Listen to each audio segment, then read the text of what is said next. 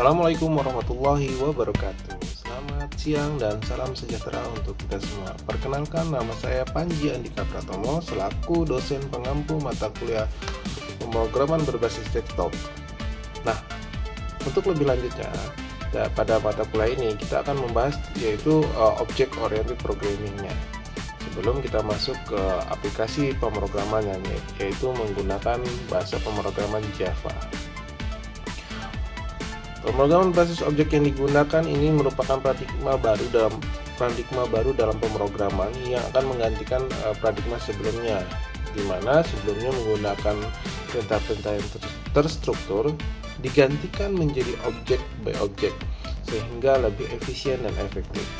Kemudian capaian mata kuliah yang akan dicapai pada perkuliahan ini adalah mahasiswa dapat membuat suatu aplikasi yang berbasiskan object oriented.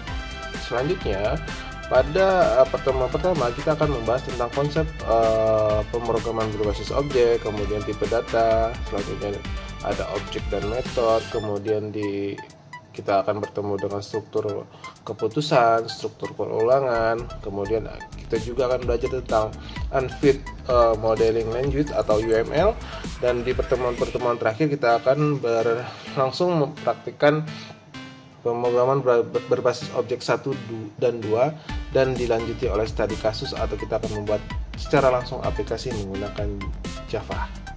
Oke, tetap semangat!